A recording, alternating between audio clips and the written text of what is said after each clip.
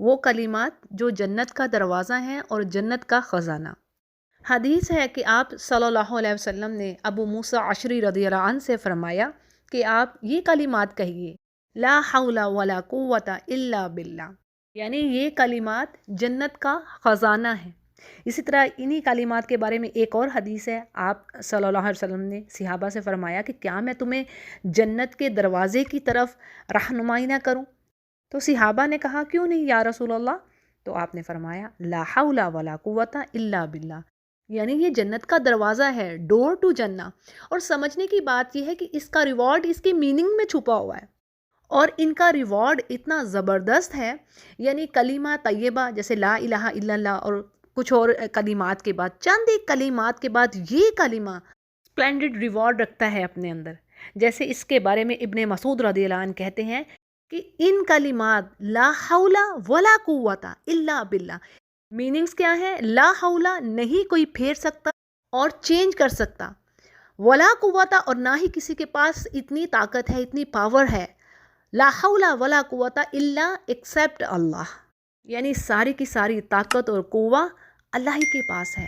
وہی قادر ہے ہر چیز پر، ہر چیز کو ایک سٹیٹ سے دوسری سٹیٹ میں بدلنے کا۔ یعنی کیا مطلب ہے کہ تم میں سے ہرگز کوئی ایسا نہیں کر سکتا کہ وہ اللہ کو ڈس اوبے کر دے وداؤٹ دا پرمیشن اور ہیلپ آف اللہ، یعنی وداؤٹ دا اذن آف اللہ، اللہ کی مرضی کے بغیر وہ اللہ کو ڈس اوبے بھی نہیں کر سکتا۔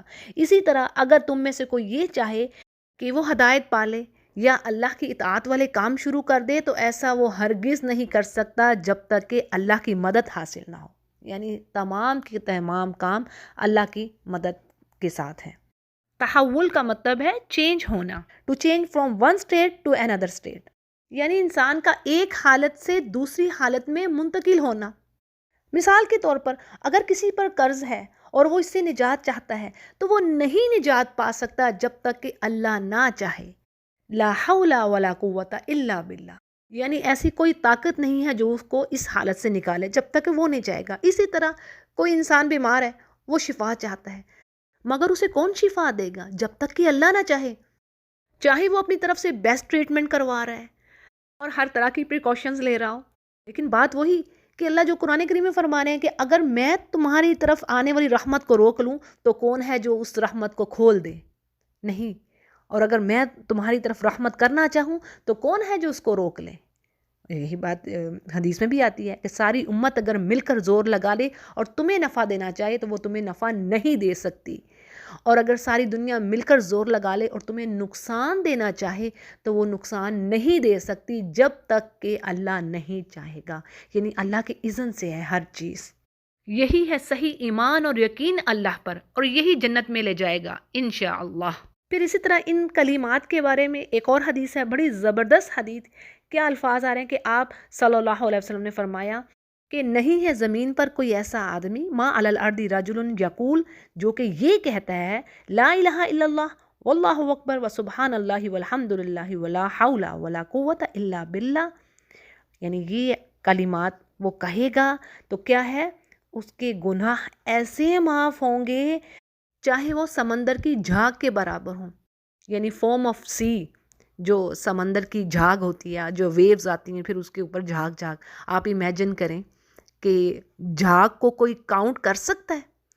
اس کو وہ تو کاؤنٹ لیس ہے، تو اتنے گناہ معاف ہو جائیں گے۔ سبحان اللہ یا رب، یعنی اللہ بہانے ڈھونڈ رہا ہے اپنے بندوں کو معاف کرنے کے۔ اللہ تو تیار بیٹھا ہے کہ تم میری طرف آؤ تو صحیح، بلکہ حقیقت تو یہ ہے کہ ہم ہی گناہ گار ہیں جو ان چھوٹی چھوٹی باتوں کو بھی، یعنی اتنا ریوارڈ اور تھوڑا سا کام۔ دیکھیں کچھ الفاظ ایسے، اور یہ ہلکے پھلکے الفاظ ہیں، یہ بھی ادا پڑھنے میں، تسبیح کرنے میں، اور اس کے علاوہ بھی تسبیحات، اور تسبیحات کرنا اتنا آسان عمل ہے۔ نوافل پڑھنا اٹس اے گریٹ جاب، یعنی ہر کسی کے بس کی بات نہیں ہے بہت زیادہ نوافل ادا کرنے، لیکن ذکر کرنا تو آپ بیٹھے لیٹے ذکر کر سکتے ہیں۔ یہ تو اس قدر آسان کام ہے، اور صرف آسان ہی نہیں، یہی ہمیں نجات دینے والا ہے۔ بہنوں یہ بات یاد رکھیے، ہم سب جو بھی نیکی کے کام کر رہے ہیں، لیکن یہ جو اللہ کا ذکر ہے، تسبیحات، ان کو آپ نے ہرگز ہرگز نہیں چھوڑنا، ان کو آپ نے اپنی ڈیلی روٹین میں لازمی شامل رکھنا ہے، اسی میں نجات ہے ہر پریشانی، مصیبت، ڈپریشن، ڈیفیکلٹی، ٹربل، ہر طرح کی چیز کی۔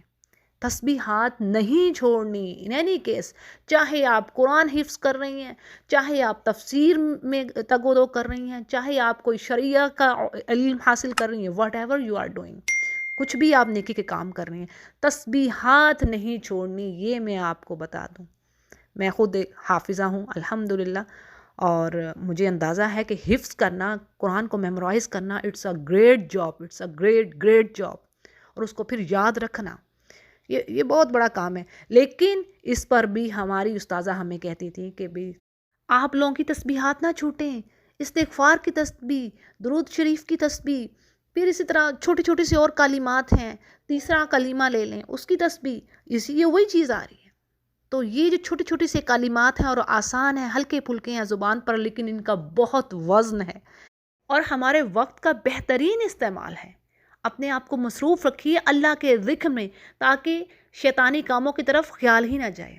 تو اللہ تعالی ہمیں توفیق دے کہ ان ہلکے پھلکے کلمات سے ہم ڈھیروں ڈھیر نیکیاں حاصل کریں۔ آمین یا رب۔ وآخر دعوانا ان الحمد للہ رب العالمین۔